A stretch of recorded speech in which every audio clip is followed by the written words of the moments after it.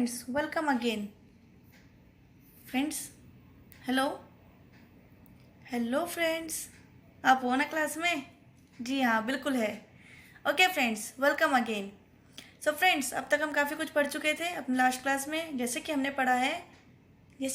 पढ़ा है section number 9 of CGST act, section number 5 of IGST act. 2 section पढ़े थे फ्रेंड्स. RCM के बारे में कुछ बातें पढ़ी थी, बिल्कुल पढ़े थे फ्रेंड्स.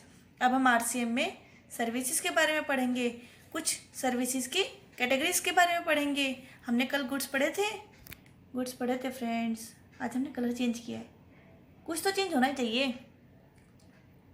ओके, गुड्स आपको ओके है. कैशू नट्स था, बीड़ी रैपर्स थे, टोबैको लीव्स थे. खाओ पियो ऐश करो, खाओ पियो.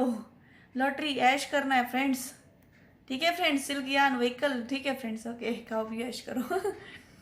ठीक है फ्रेंड्स, अब हम काफ़ी हद तक आगे बढ़ रहे GST में. फ्रेंड्स, आज हम पढ़ेंगे सर्विसेज के बारे में कि किस किस सर्विसेज में RCM मैंडेटरी कर दिया गया है कि रिसिपिएंट को टैक्स भरना है. Recipient is liable to pay tax in such categories. Which type of categories is this, हम उसके बारे में पढ़ेंगे फ्रेंड्स. सो मोस्ट इम्पॉर्टेंटली पहला ही है हमारा GTA, जिसको हम पहले बहुत ध्यान से पढ़ेंगे और इसके एनालिसिस को भी पढ़ेंगे, जो कि नीचे एक चार्ट में दिया हुआ है. तो फ्रेंड्स, सबसे पहले हम ऊपर पढ़ते हैं serial number. Okay, serial number पढ़ेंगे हम. Category of supply of services, ऐसी कौन कौन सी सप्लाई ऑफ सर्विसेज जिस पर RCM लगेगा. Under which section, under 9(3) friends. Under 9(3) friends. आगे है सप्लायर ऑफ सर्विसेज, कि सप्लायर ये है और recipient who is pay the tax, who is liable to pay the tax. RCM के केस में रिसिपिएंट यानी कि ये कुछ ऐसे पर्सन्स होंगे जो हम पढ़ेंगे जो कि टैक्स देंगे, और ये सप्लायर है. ठीक है फ्रेंड्स. ओके, ठीक है फ्रेंड्स. सबसे पहला है हमारा supply of goods bye a GTA. हम इसको इन डेप्थ पढ़ेंगे, पहले इसको पढ़ के नीचे जाके इसके एनालिसिस को भी पढ़ेंगे. सो friends, GTA services, goods transport agency. GTA movers packers, आपने नाम सुना होगा फ्रेंड्स. उनका काम क्या है, गुड्स को यहाँ से वहाँ पहुँचाने का. सो फ्रेंड्स, GTA की services in respect of transportation of goods by road to, ये किस किस को देते हैं GTA वाले, किस किस को देते हैं. किसी भी फैक्ट्री को. फैक्ट्री रजिस्टर्ड होनी चाहिए या गवर्नड होनी चाहिए फैक्ट्रीज एक्ट में. Next, any society registered under societies registration act और अंडर एनी लॉ, कोई भी लॉ चलेगा. सी पॉइंट क्या है, एनी कोऑपरेटिव. सी पॉइंट क्या है friends, any cooperative society established bye way of under any law. D point क्या है, any person registered under CGST act, any person registered under the CGST act और IGST act और UTGST act, यानी कि कोई भी पर्सन रजिस्टर्ड होगा. Any body corporate established bye और अंडर एनी लॉ, कोई भी बॉडी कॉर्पोरेट हुई वो. तो फ्रेंड्स, डन फ्रेंड्स, आपको समझ में आ रहा होगा. एनी पार्टनरशिप फर्म, कोई भी पार्टनरशिप फर्म हो, ध्यान से, पार्टनरशिप फर्म वेदर रजिस्टर्ड और not registered. Oh my God, whether registered or not registered under any law including association of persons. AOP में भी माना जाएगा वो रजिस्टर्ड हो या ना हो, चलेगा. पार्टनरशिप डीड हो या ना हो, पार्टनरशिप होनी चाहिए. पार्टनरशिप डीड मतलब रजिस्ट्रेशन हो गया ना friends. Okay. Any casual taxable person, casual taxable person हम आगे जाकर रजिस्ट्रेशन वाले चैप्टर में पढ़ेंगे, जिनको फ्रेंड्स 90 डेज का टाइम पीरियड मिलता है. रजिस्ट्रेशन लेते हैं ये सिर्फ 90 डेज के लिए, ठीक है फ्रेंड्स, और फिर अपना काम धंधा बंद करके चले जाते हैं. एग्जाम्पल, ट्रेड फेयर लगता है दिल्ली में, लगता है ना फ्रेंड्स, ट्रेड फेयर. वो अपना ट्रेड फेयर में माल बेचने के लिए आते हैं, 90 दिन का टाइम पीरियड लेते हैं, GST का रजिस्ट्रेशन लेते हैं, फिर रजिस्ट्रेशन कैंसिल करके चले जाते हैं अपना माल बेचकर. सो फ्रेंड्स, ओके है. ओके है फ्रेंड्स. कितने हुए ये categories, A to G, A B C D E F G, 7 type of categories person दिए हुए हैं. GTA किनको देगी सर्विसेज, सिर्फ इनको देनी चाहिए. अगर इनको नहीं दिया GTA ने, अगर इनको नहीं दिया, किसी और को दिया, सब फ्रेंड्स टैक्स लगेगा या नहीं लगेगा, टैक्स लगेगा या नहीं लगेगा, नहीं लगेगा फ्रेंड्स, नहीं लगेगा. आप समझ रहे हो कुछ बातें, नहीं लगेगा. ठीक है फ्रेंड्स, डन. आगे सप्लायर, ध्यान से पढ़ते क्या वर्डिंग्स है इसमें, वर्डिंग समझेंगे प्लीज. सप्लायर ऑफ सर्विसेज कौन कौन है, GTA है ना, बिल्कुल है.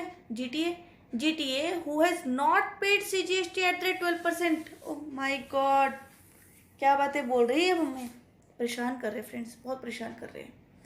इसमें ये बताया गया GTA ने 12% टैक्स यानी कि CGST का 6% और SGST का 6%, 12% टैक्स अगर GTA ने पे नहीं किया है तो वो RCM भरेंगे कौन? RCM कौन कौन भरेगा फ्रेंड्स? यही 7 तरह के पर्सन्स जो हमने यहाँ पढ़े हैं, सारे वही है, आप चेक कर लीजिए।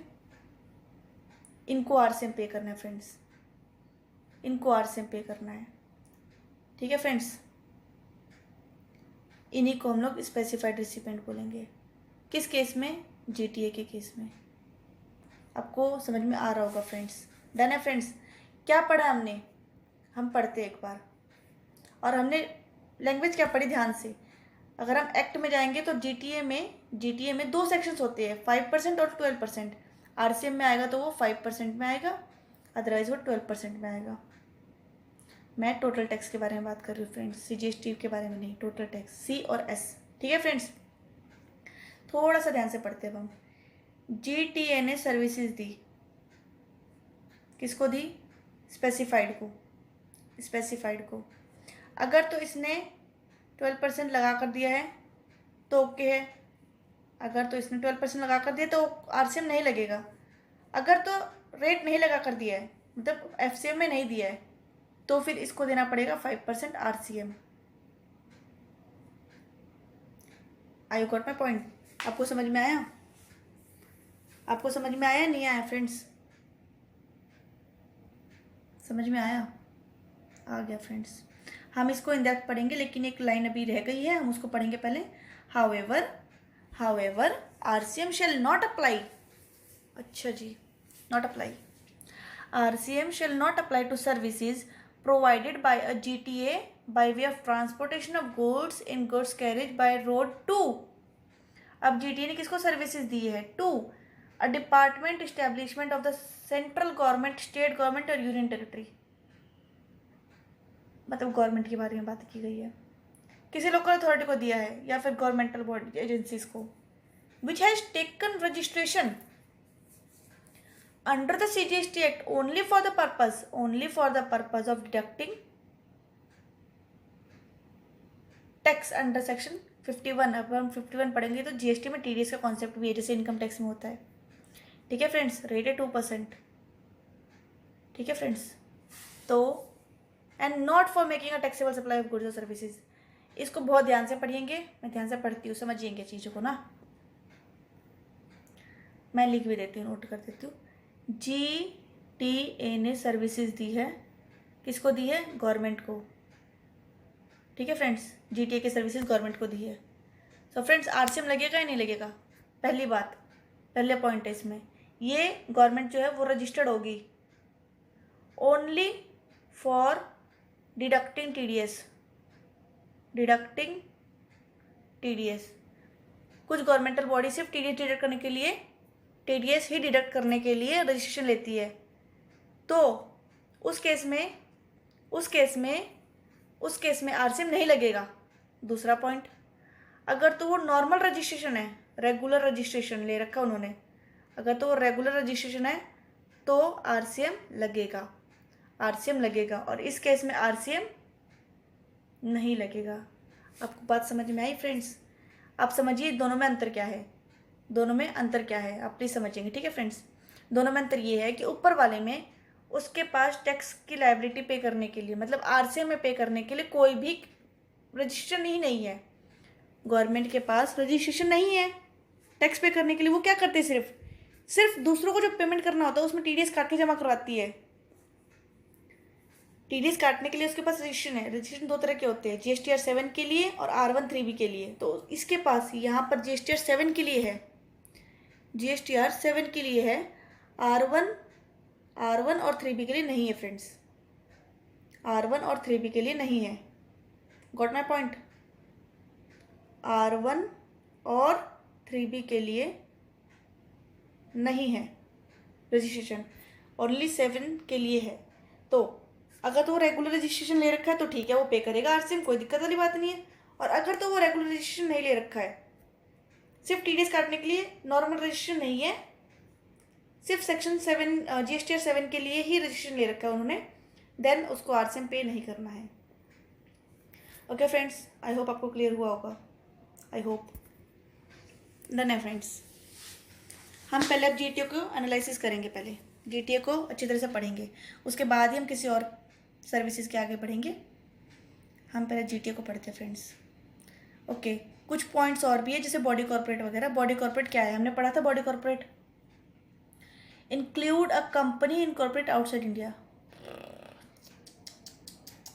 Company includes a company incorporated outside India but does not include, ध्यान से फ्रेंड्स, ये बॉडी कॉर्पोरेट में इंक्लूड नहीं है, cooperative society registered under Indian law, any other body corporate not being a company as defined in this act which the central government में by notification specify this act. यानी कि कोई company नहीं होनी चाहिए, आप पढ़ेंगे ध्यान से, कंपनी नहीं होनी चाहिए बॉडी कॉर्पोरेट।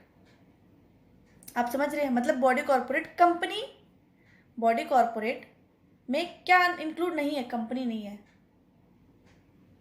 ठीक है फ्रेंड्स। और कंपनी होगी अगर वो आउटसाइड इंडिया होगी तो।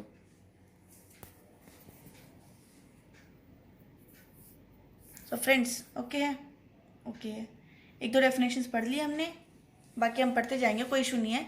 अब हम GTA को पढ़ते हैं फ्रेंड्स, मोस्ट इंपॉर्टेंट है GTA, हम पढ़ेंगे। GTA में कितने रेट्स है फ्रेंड्स, 2 रेट्स है, RCM में 5 है, FCM में 12 है। हम इस चार्ट को ध्यान से पढ़ते हैं। Person liable to pay tax under GTA, okay okay okay, where GTA is liable to pay 5%। अच्छा, GTA में 2-3 बातें और थी फ्रेंड्स, GTA में 2-3 बातें और थी। ओके, GTA में 2-3 बातें कहाँ गई, हम ढूंढे, अब उसको ढूंढना चाहिए, बिल्कुल ढूंढना चाहिए फ्रेंड्स।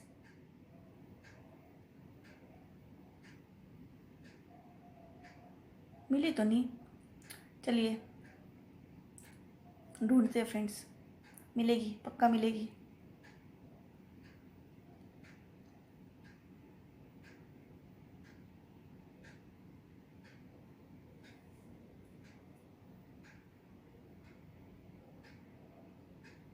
ओके, ये वाली रहेगी ना, हाँ।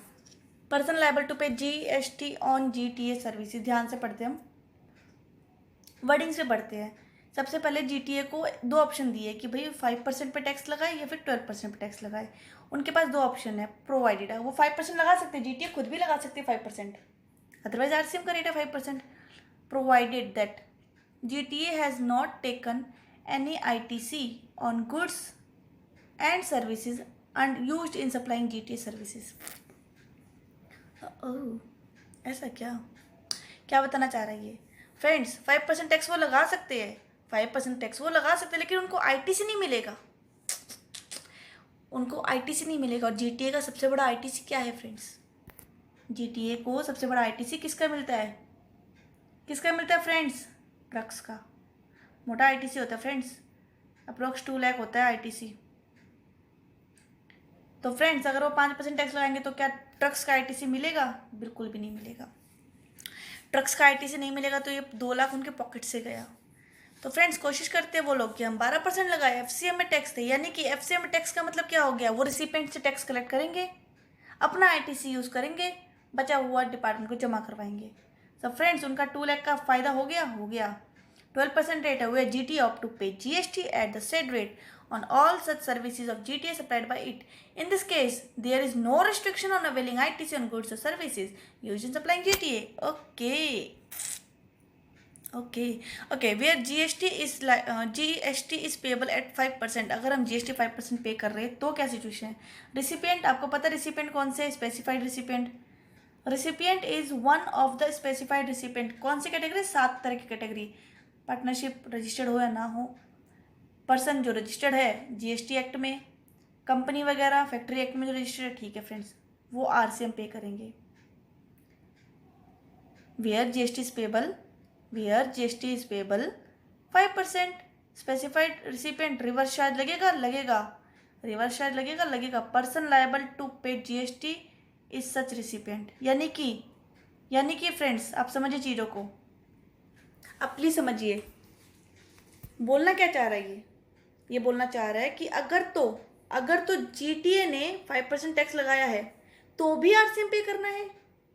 आप समझ रहे कुछ चीज़ें, यानी कि स्पेसिफाइड कैटेगरी को आरसीएम पे करना होगा अगर रेट 12% से कम है तो। आपको समझ में आ रहा है?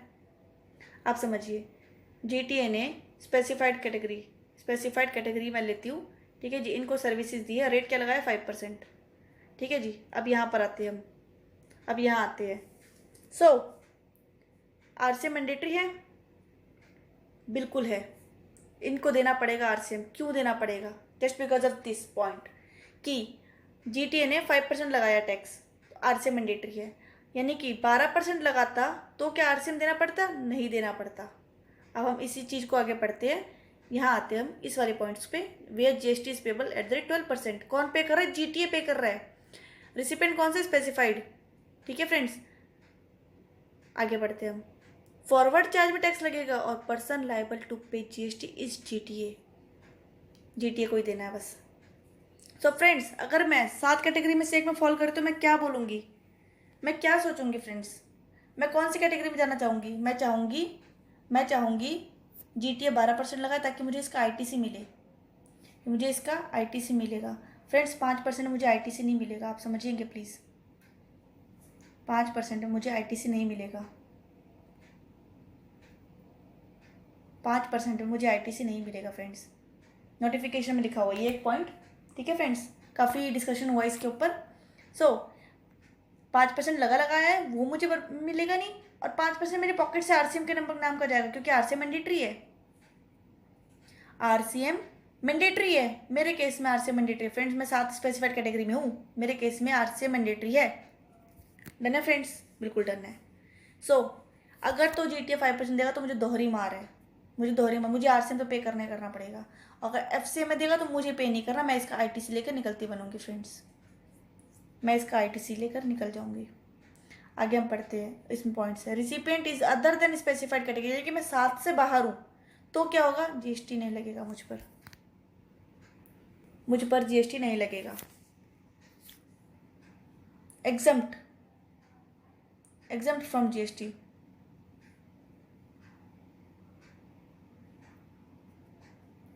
डन फ्रेंड्स, आई होप आपको क्लियर हुआ हो। बिल्कुल हुआ है। सो फ्रेंड्स जीटीए ओके है।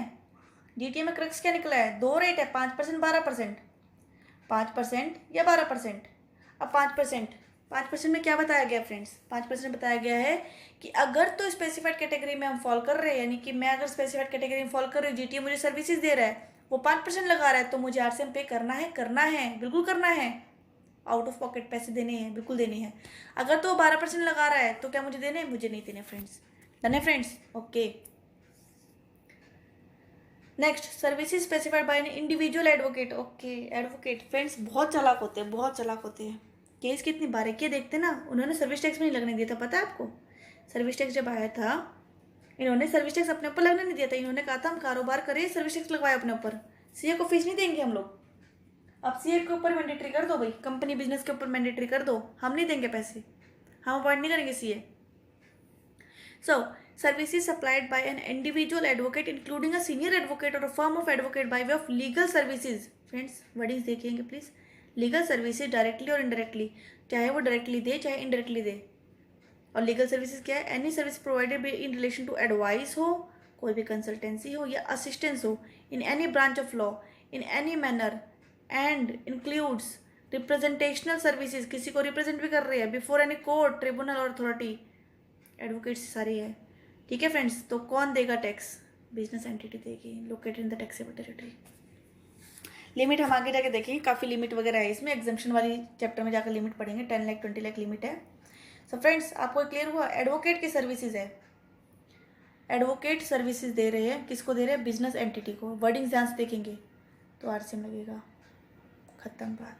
किसी भी तरह की सर्विसेज तो लीगल सर्विसेज होंगी, लीगल मीन्स ये सारी बातें। डन फ्रेंड्स, आई होप ये आपको क्लियर हुआ है। Services supplied bye arbitral tribunal. Okay, easy है। आप एक छोटा सा चार्ट बनाएंगे फ्रेंड्स इसका। आर्बिट्रल ट्रिब्यूनल ने दी है किसको? बिजनेस एंटिटी को।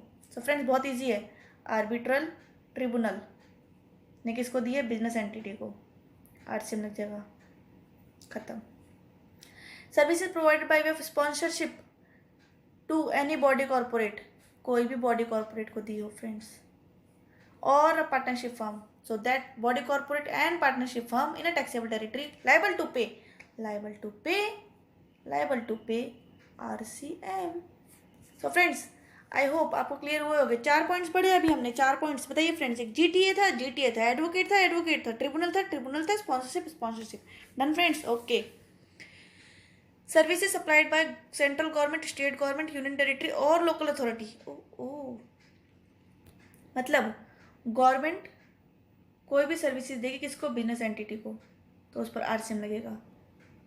एक्सक्लूडिंग, इन पर आरसीएम नहीं है, इन पर एफसीएम है। एक्सक्लूड किसको किया इन्होंने? Renting of immovable property. Renting of immovable property, अगर रेंटिंग ऑफ इमूवेबल प्रॉपर्टी हुई तो आरसीएम नहीं लगेगा, इस पर एफसीएम लगेगा फ्रेंड्स। आरसीएम कैटेगरीज को बाहर कर दिया गया है, यानी कि इस पर गवर्नमेंट खुद लगाएगी, क्या क्या है? एक पहला रेंटिंग हो गया, दूसरा कुछ स्पेसिफाइड सर्विसेज है। बताएंगे, कुछ सोचेंगे, कुछ भी बिल्कुल सोचिए, मैं तब तक पढ़ाती हूँ। Services by department of posts. आपने जीएसटी लगते हुए देखा है? स्पीड पोस्ट वगैरह करवाइए, जीएसटी लगेगा, मिलेगा आपको। मैंने करवाया है, उस पर जीएसटी लगा हुआ है। एक्सप्रेस पार्सल है या फिर एलआईसी है। एलआईसी आपको पता है ना, गवर्नमेंट का LIC. And agency service, GST लगा होता है उस पर। Provided to a person other than central government, यानी कि गवर्नमेंट ने अगर गवर्नमेंट को दिया, इस वर्डिंग्स को मैं ढंग से करवाती हूँ आपको। अगर तो ये गवर्नमेंट ने ये वाली सर्विसेज गवर्नमेंट को ही दिया, सो एफसीएम नहीं है, वो एग्जाम्प्ट की कैटेगरी में आ जाएगा। ठीक है फ्रेंड्स, ना आरसीएम है। आरसीएम किस कैटेगरी में? सिर्फ बिजनेस एंटिटी में है। आरसीएम किस में है? सिर्फ बिजनेस एंटिटी में है। डन फ्रेंड्स, आपको क्लियर हो रहा होगा मेरे ख्याल से। वर्डिंग्स पढ़िए, लॉ है फ्रेंड्स, कुछ भी नहीं है। ओके, पार्सल, स्पीड पोस्ट वगैरह गवर्नमेंट ने गवर्नमेंट को दिया, कोई भी टैक्स नहीं है, एफसीएम भी नहीं है, आरसीएम भी नहीं है, खत्म फ्रेंड्स। अगर तो इनके अलावा किसी को भी दिया, एफसीएम लग जाएगा friends. Services in relation to the aircraft vessel inside और outside the precinct of a port और एयरपोर्ट, सो फ्रेंड्स आरसीएम नहीं लगेगा, एफसीएम लगेगा। और ट्रांसपोर्ट ऑफ द गुड्स और पैसेंजर।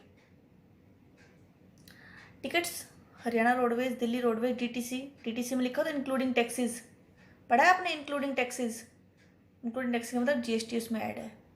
ठीक है फ्रेंड्स, डन है। ओके, आई होप आपको क्लियर हुआ हो गया। 5 समझ में आ गया? गवर्नमेंट वाला 5 गवर्नमेंट वाला था। 5 का ए पढ़ते हैं हम friends. Services supplied by central government, state government, union territory, local authority bye way of renting of immovable property. Okay, ऊपर हटाया था रेंटिंग ऑफ इमूवेबल प्रॉपर्टी, हटाया था, बिल्कुल हटाया था। रेंटिंग ऑफ इमूवेबल प्रॉपर्टी हटा दिया गया था। अब यहाँ पर क्यों दे दिया? आरसीएम में क्यों दे दिया गया है? To a person registered friends, to a person registered under GST, वो पर्सन आरसीएम पे करेगा। आप मेरी बात समझिए, क्या बोलना चाह रहा है ये बोलना क्या चाह रहा है? ये लाइन है ना, कुछ बताइए क्या बोलना चाह रही है? ये बोलना चाह रही है गवर्नमेंट ने रेंटिंग ऑफ इमूवेबल प्रॉपर्टी दिया है, रेंटिंग ऑफ इमूवेबल प्रॉपर्टी। ठीक है जी फ्रेंड्स, किसको दी है? पहली बात तो किसको दी है? जो जीएसटी में रजिस्टर्ड हो। अगर तो वो रजिस्टर्ड है तो आरसीएम पे करेगा। वर्डिंग सही है ना फ्रेंड्स? वर्डिंग सही है, आरसीएम पे। अगर तो वो रजिस्टर्ड है तो वो आरसीएम पे करेगा, नहीं है तो भैया जीएफसीएम लगाएगा डिपार्टमेंट अपने आप, अपने को कोई नहीं पता। ठीक है फ्रेंड्स, डन है। आई होप आपको समझ में आ रहा है। So friends, services supplied bye GST easy नहीं है फ्रेंड्स, और जीएसटी इजी भी है फ्रेंड्स, दोनों बातें हैं।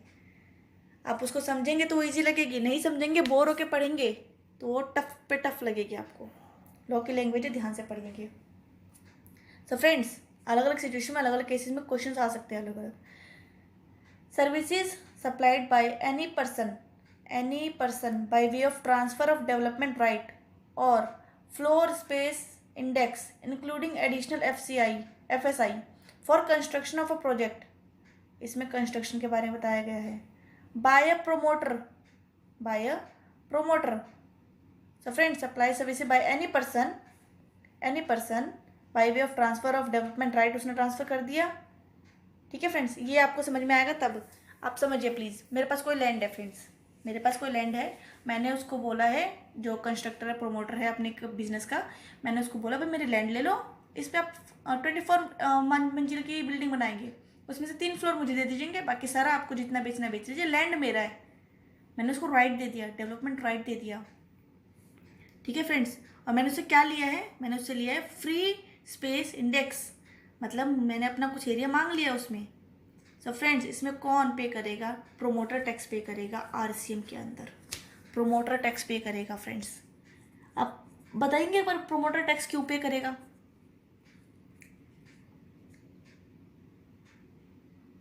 क्योंकि मैं इंडिविजुअल पर्सन हूँ फ्रेंड्स, मेरे पास इतना पैसे कहाँ से आएंगे? प्रोमोटर देगा tax.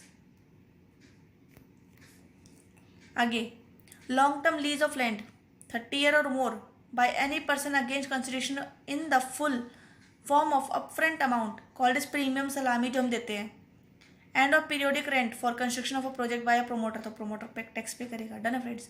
Services supplied by a director of a company body corporate, company body corporate to the said company body corporate. So वो कंपनी जिसके रिगार्डिंग सर्विसेज दी गई है, पर्टिकुलर वही कंपनी टैक्स पे करेगी आरसीएम के अंडर। ठीक है friends, easy. Services supplied bye N insurance agent, insurance agent friends, आपको पता है आपको एलआईसी के लिए काफ़ी सारे एजेंट्स आते रहते हैं, बिल्कुल आते, कहते हैं एलआईसी की पॉलिसी करवा लो, या फिर किसी और कंपनी की, कोटक महिंद्रा की करवा लो, मैक्स बुपा की करवा लो। तो फ्रेंड्स, वो एजेंट्स है ना, एजेंट्स, उन्होंने जो सर्विसेज दी है, उन्होंने सर्विसेज किसको दी होगी? सोचिए प्लीज़। इंश्योरेंस बिजनेस को दिए सर्विसेज। सो उस पर जो उनको एजेंट्स को कमीशन वगैरह मिलते हैं सर्विसेज के नाम के, उस पर आरसीएम पे करना पड़ता है फ्रेंड्स, बिल्कुल पे करना पड़ता है। कौन पे करेगा friends? Business. Okay friends, okay. Services supplied bye recovery agent, okay. Bank में, बैंक के पास कौन से होते हैं? वो रिकवरी एजेंट्स होते हैं ना फ्रेंड्स, जो कुर्की तक कर जाते हैं, घर में आके तोड़फोड़ मचा के, बाउंसर्स होते हैं उनके पास। सो बाउंसर्स ने जो सर्विसेज दी है, जैसे बाउंसर्स नहीं, मैं रिकवरी एजेंट बोलूंगी, रिकवरी एजेंट्स ने जो सर्विसेज दी है किसको? बैंकिंग कंपनी या एनबीएफसी को। तो कौन पे करेगा? बैंकिंग कंपनी या NBFC. Done friends, okay. Services by an author, author, music composer, photographer, artist. आप समझिए, ऑथर, आपको पता है ना मार्केट में बहुत सारे ऑथर्स है, ऑथर्स है ना फ्रेंड्स, बिल्कुल है। परवीन शर्मा जी की बुक भी निकल रही है, मनीष भंडारी जी की बुक्स भी निकल रही है फ्रेंड्स, काफ़ी सारे टीचर्स हैं, सबकी बुक्स है, ओके है।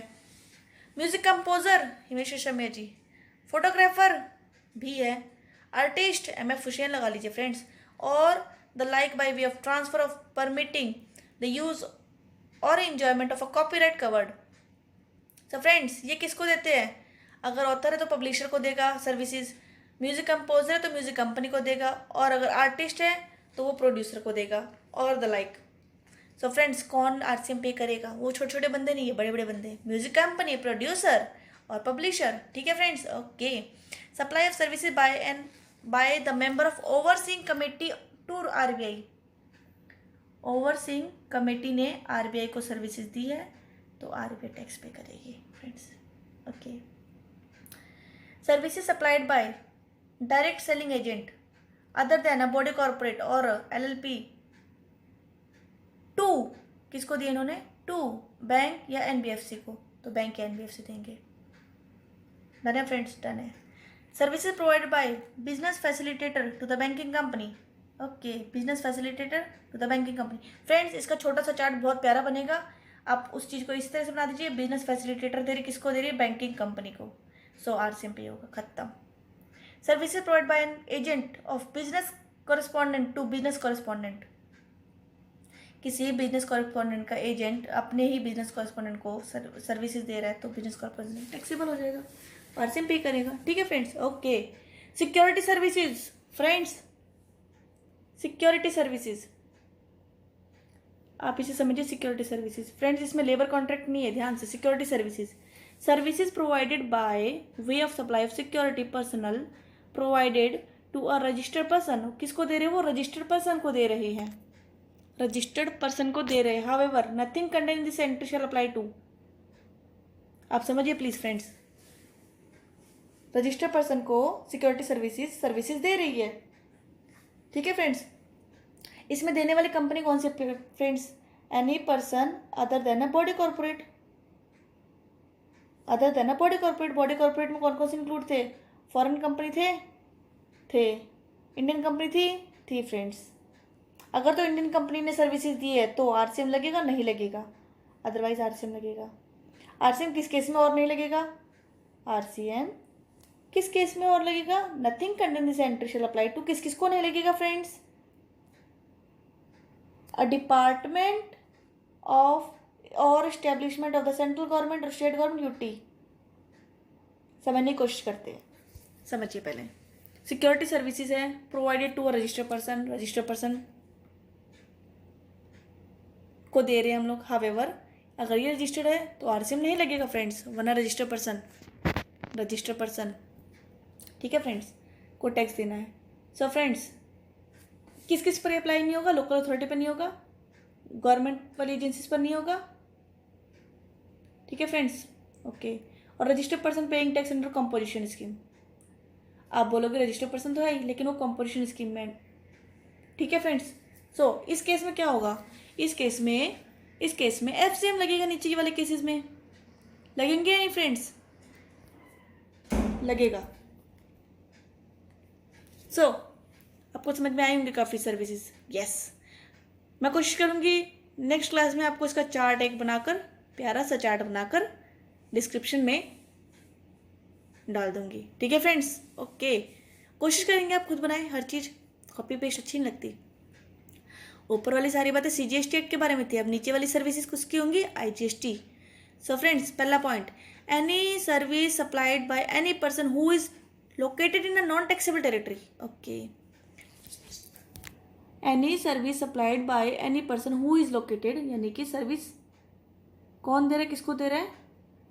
नॉन टैक्सेबल टेरिटरी में बंदा है, to any person other than non taxable online recipient. Okay, so यहाँ सर्विस प्रोवाइडर कौन है? प्रोवाइडर है any person located in non taxable territory, यानी कि इंडिया से बाहर कोई सर्विसेज दे रहा है, किसको दे रहा है? लोकेटेड। सिंपल से वर्ड्स में फ्रेंड्स, ऑनलाइन रिसिपेंट बाहर से आ रहे, एनआरआई से सर्विसेज आ रही, किसको? रेजिडेंट को। मैं इंग्लिश में ये बोलती हूँ रेजिडेंट, यानी कि टैक्सेबल टेरिटरी में है, और ये नॉन टैक्सेबल टेरिटरी में सर्विसेज आ रही है, तो आरसीएम कौन देगा? गवर्नमेंट को पैसा चाहिए, बाहर वालों से नहीं मांग के अंदर वालों से मांगते हैं, बात खत्म। Okay friends, I think easy है, आप वर्डिंग्स पढ़िए बस, कुछ भी नहीं है। चार्ट बनाइए छोटा सा, बहुत ईजी है। ओके, यहाँ सर्विसेज की बातें चल रही है friends. Okay, services supplied by a person located in non taxable territory by way of transportation. Okay, from a place outside India to the custom station of the clearance. बिल्कुल friends, मैंने आपको बताया था इम्पोर्ट। और person कौन से यहाँ पर जो सप्लायर है वो है नॉन टैक्सेबल टेरिटरी का बंदा कोई भी, और यहाँ पर हम कौन है? हमें इम्पोर्टर, और located in the taxable territory. So importer in relation to the any goods at any time between their importation and the time when they cleared for home consumption include any owner, beneficial owner or the person holding himself out of the importer. So friends, okay है आपको ये? बिल्कुल, importer GST पे करेगा, RCM में बिल्कुल पे करेगा। सर्विसेज फ्रेंड्स, वर्डिंग्स यहाँ पर सर्विसेज। ठीक है फ्रेंड्स, ओके, डन है फ्रेंड्स। अब कुछ notifications, purpose of this notification, कुछ पॉइंट्स पढ़ते हैं। द पर्सन हु पेज और is liable to pay freight for the transportation of goods by road in goods carriage located in taxable territory shall treated as the person who receive the service for the purpose of this notification. बिल्कुल, person recipient कौन माना जाएगा? जो freight पे कर रहा है या फिर गुड्स ट्रांसपोर्ट जिसके वहाँ पर हो रहा है। ठीक है फ्रेंड्स, ओके। बॉडी कॉर्पोरेट हमने पढ़ लिया है। बॉडी कॉर्पोरेट पढ़ लिया था हमने friends. Does not include any other body corporate not being a company, मतलब कंपनी बॉडी कॉर्पोरेट हो गई फ्रेंड्स, हो गई।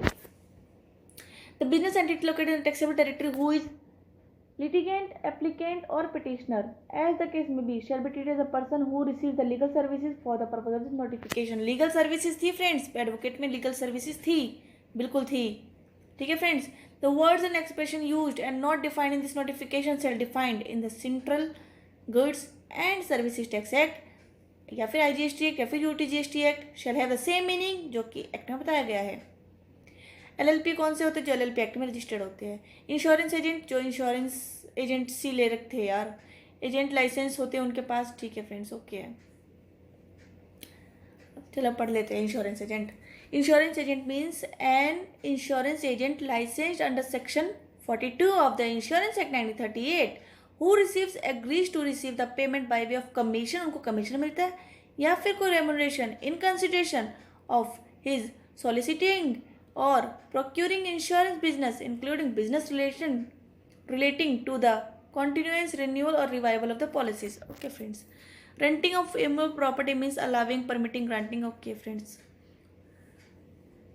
the provision of this notification insofar as they apply to the central government, state government shall also apply to the parliament and state legislature. RCM की बातें हमने पढ़ ली थी फ्रेंड्स, पढ़ ली थी। Okay friends, tax payable by the ECO on notified goods. Friends हम आज के लिए बहुत ज़्यादा पढ़ चुके हैं, एग्जॉस्टिव हो जाएगा ये, काफ़ी ज़्यादा पढ़ चुके हैं सारी सर्विसेज और सारे गुड्स हमने कल पढ़ लिए थे, आज फिर से रिपीट किए। और सर्विसेज कौन कौन से थे फ्रेंड्स? काफ़ी सारी थी फ्रेंड्स, याद नहीं होगा, कुछ कोशिश करें। GTA थी, बिल्कुल थी। ओके, उसके बाद एडवोकेट थी, आर्बिट्रल थी, बैंकिंग में रिकवरी एजेंट्स बिल्कुल थी, इंश्योरेंस एजेंट्स बिल्कुल थी। ओके फ्रेंड्स, और सेंट्रल गवर्नमेंट, स्टेट गवर्नमेंट, ये सब सर्विसेज दे रहे किसी बिजनेस एंटिटी को तो RCM लगेगा। लेकिन दो चीज़ों में नहीं था।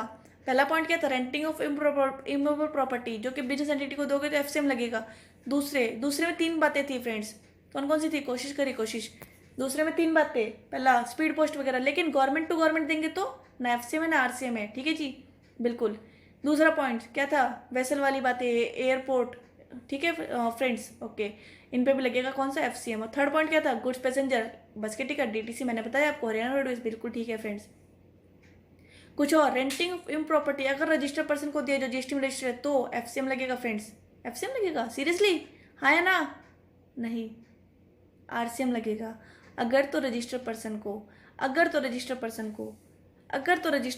को क्या मिला है फ्रेंड्स? क्या मिला है? Renting of property from central government, तो वो रजिस्टर्ड पर्सन GST पे करेगा RCM के अंदर। इम्पोर्ट, IGST के में 2 चीज़ें थी फ्रेंड्स, 2 पॉइंट्स, वैसे छोटे छोटे बहुत से थे CGST में। डायरेक्टर की सर्विसेज भी थी, बिल्कुल थी। ऑथर, म्यूजिक कंपोजर, बिल्कुल ही सारी बातें थी। इम्पोर्ट के केस में था, बिल्कुल था सर्विसेज। और दूसरा ऑनलाइन रिसिपेंट। ठीक है फ्रेंड्स, डन है। ओके फ्रेंड्स, आई होप आपको ये क्लास पसंद आई होगी। इसमें सारी की सारी सर्विसेज को डिफाइन कर रखा था। GTA की सर्विसेज बहुत इंपॉर्टेंट है, 5% 12%। तो फ्रेंड्स अब हम नेक्स्ट क्लास में कुछ आगे बढ़ेंगे, लेकिन तब तक के लिए क्या करना है? पढ़ते रहिए। नेक्स्ट क्लासेस में हम काफ़ी कुछ पढ़ेंगे, नई चीज़ें। लेकिन क्या आपको 9th समझ में आया? बिल्कुल समझ में आया। सर्विसेज समझ में आई? समझ में आई। स्पेसिफाइड कैटेगरी समझ में आई? समझ में आई। ठीक है फ्रेंड्स, ओके, अब हम मिलते हैं नेक्स्ट क्लास में। तब तक के लिए बाय बाय, टाटा।